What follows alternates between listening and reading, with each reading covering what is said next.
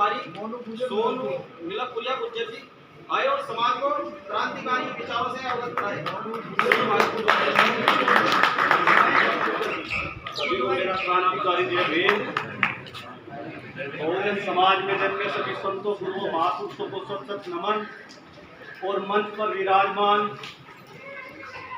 इस देश में अपनी बहुजनों की आवाज को बुलंद करने वाले और गुर्जर स्वाभिमान समिति के राष्ट्रीय अध्यक्ष और आजाद समाज पार्टी के राष्ट्रीय महासचिव आदरणीय रविंद्र भाटी जी को मेरा क्रांतिकारी जय भीम।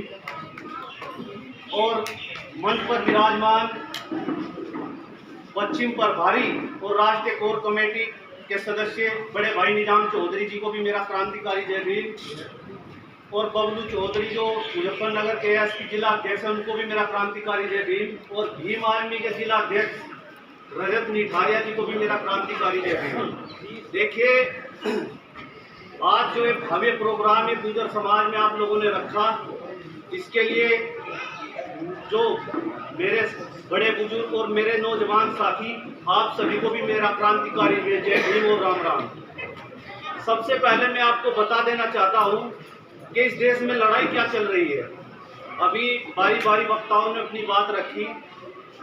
आज मैं माननीय राष्ट्रीय अध्यक्ष चंद्रशेखर आजाद जी जो गुर्जर समाज की हर मंच से आवाज उठाने का काम करते हैं, अभी हाल ही में सहारनपुर में एक भव्य प्रोग्राम हुआ और उन्होंने खुले मन से कहा कि खासकर ये सहारनपुर का ये मेरा गुर्जर परिवार, तो वे गुर्जर समाज को अपना परिवार मानते हैं।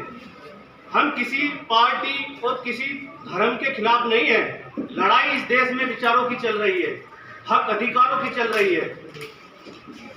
कोई किसी पार्टी में गुर्जर समाज के नेता हैं, लेकिन जब कभी गुर्जर समाज पर बात आती है तो कोई बोलने को तैयार नहीं है।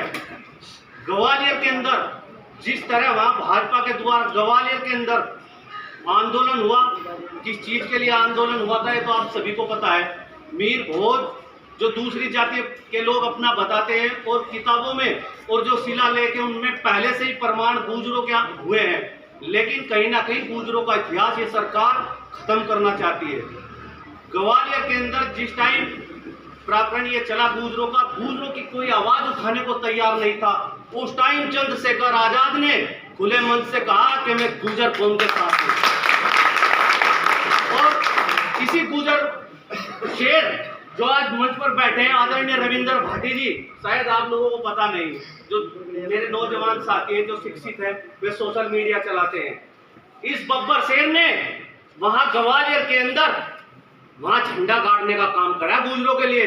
और तुम्हें पता नहीं गुर्जरों के ट्रैक्टर पर जिस पर गुज्जर लिखा था ना, पुलिस ने वहां लट बजाने का काम करा गुर्जरों के ट्रैक्टर से आगे तोड़ने वाले। लेकिन राष्ट्रीय अध्यक्ष चंद्रशेखर आजाद ने और रविंद्र भाटी ने अपना गठजोड़ बनाया तो वहां अपनी एकता का एक जाटा और गुज्जर एकता दिखाने का काम करा।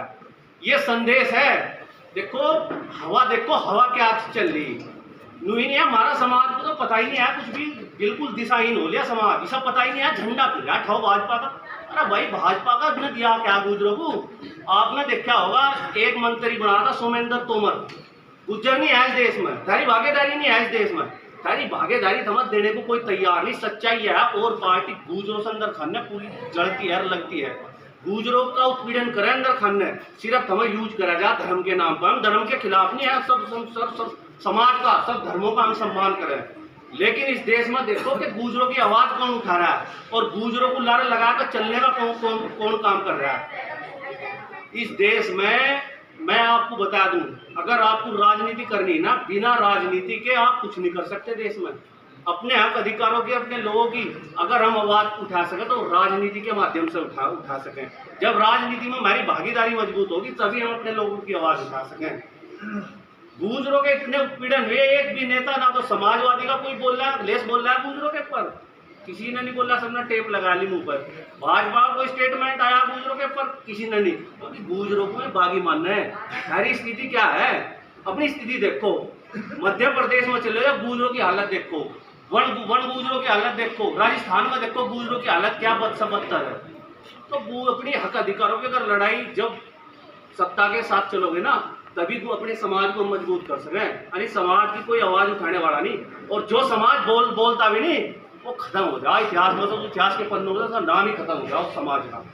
तो हमारे नेता सबसे पहले गुर्जर समाज में किसी ने राष्ट्रीय महासचिव बनाया था, किसी ने राष्ट्रीय महासचिव, सबसे पहले माननीय राष्ट्रीय अध्यक्ष चंद्रशेखर आजाद ने आदरणीय रविंद्र भाटी को पार्टी का राष्ट्रीय महासचिव बनाया। उससे पहले फिर समाजवादी ने राष्ट्रीय महासचिव बनाया, फिर कांग्रेस ने राष्ट्रीय महासचिव बनाया। इससे पहले किसी ने राष्ट्रीय महासचिव बनाने का काम नहीं करा गुर्जर समाज में।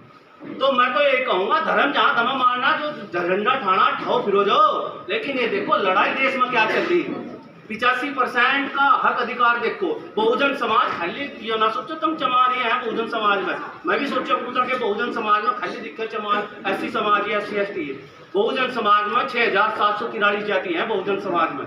अपने हक अधिकारों को पिछाड़ कर ये देखो हमारे देश में हमें अपनी भागीदारी लेनी, राजनीति करनी, और नहीं राजनीति करनी तो अपने घर बैठे रहो, फिर गिरो जाओ पोस्टर जे बोलो जाओ, ठाओ रखो झंडा भाजपा का।